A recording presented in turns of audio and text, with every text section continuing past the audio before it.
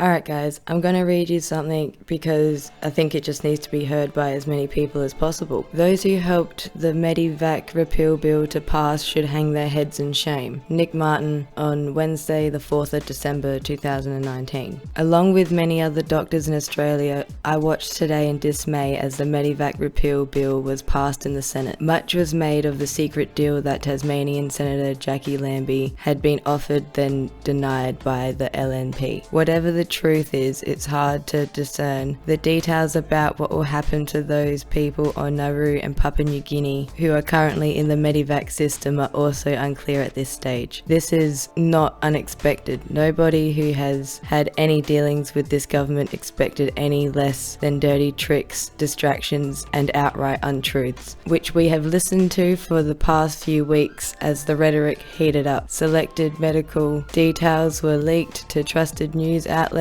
and ministers trotted out well-rehearsed dog-whistling lines. It's incredibly disheartening to see senators spouting tired old racist tropes about rapists and murderers. I watched the events unfold on my computer at work and then got back to a full clinic, business as usual. The doctors who worked so hard to campaign for the MedEvac legislation, those who spoke out publicly and attracted opprobrium and abuse from those in Australia who seem to delight in the ongoing cruelty being inflicted on these vulnerable people, will also be back at work seeing patients with no interest in whether those patients are child molesters, fraudsters or murderers. We simply see a patient. The government apparently sees a way to achieve a political gain by disparaging the statements from every medical college. MedEvac gave unwell people offshore a glimmer of hope that their cases would be assessed on medical need. It appears that we now go back to the old situation, with the government spending thousands upon thousands of dollars trying to prevent cases being brought to court, only to fold at the last minute, which is what happened before. What a thoroughly pointless, expensive exercise. The rates of physical and mental suffering in these retaining cohorts used as effectively a human shield are unbelievable. To know it is also preventable is just heartbreaking. Today, Australia became just a little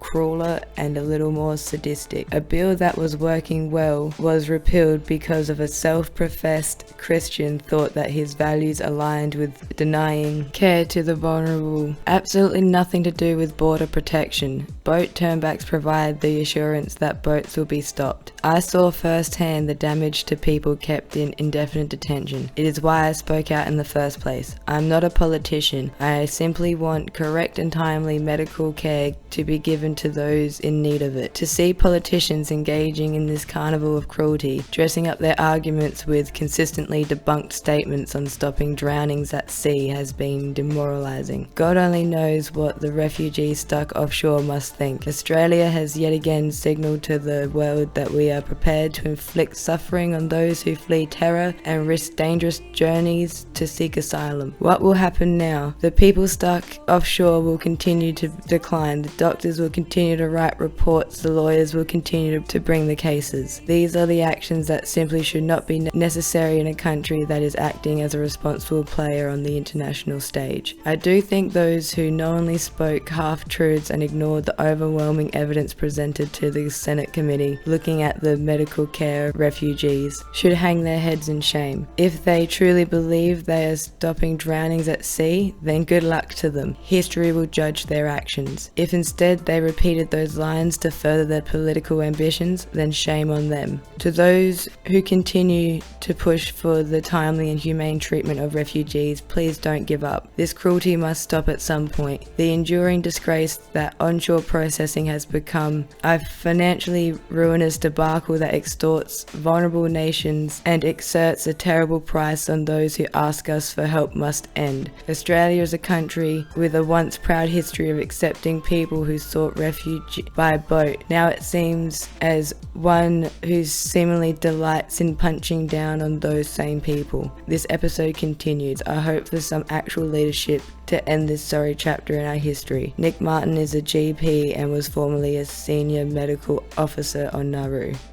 Shout out to Nick Martin for writing that article, because when it comes to people's health and medical situations, I like to hear from doctors. That's who I like to hear from. Yes, his input is very necessary and puts it very well. Hear it, what do you mean? We're on the same page. And I like how he said it, just good luck to you. That's something I would say. Now, in the journey of this YouTube channel, I've come to answer a lot of questions I've asked society and myself and such. Like one that originated all the way back in the John Howard days was, if you've got such a problem with these boat people, maybe we could perhaps make it so they don't want to leave wherever they're coming from. Stop the problem at the core. Go help them out with whatever's making people want to flee, because I always assume that if you're willing to get in a dinghy to cross the ocean to go to Australia, you must be trying to get away from some fucked up shit. But oh, little naive me, I had to make a YouTube channel and make some videos to get to the bottom of that one, because like one that would still be in my top 5, how to profit off of prison all the way back in the day, that's how I learned this stunning piece of information. 100% of Australian immigration detention facilities are privately operated.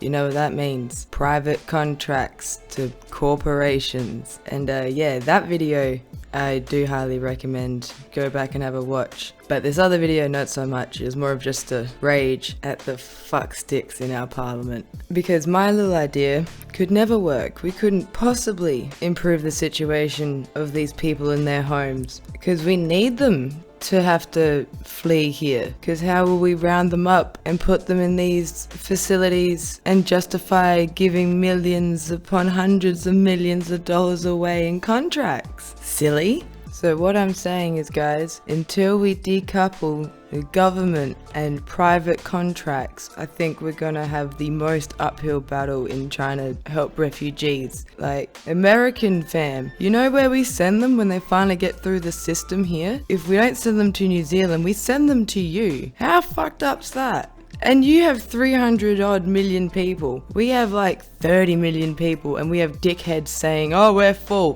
Fucking shut up.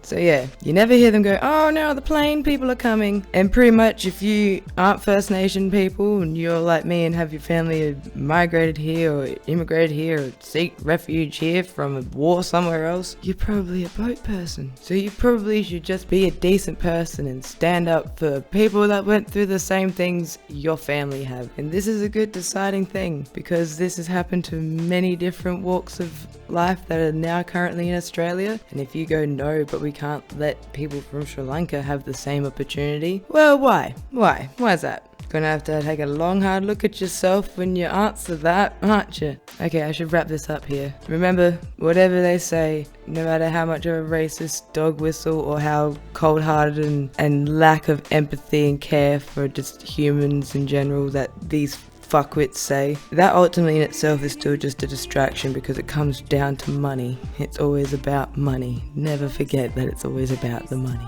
Thanks for watching. Like, subscribe, become a patron, because I think I'm better at this than my day job.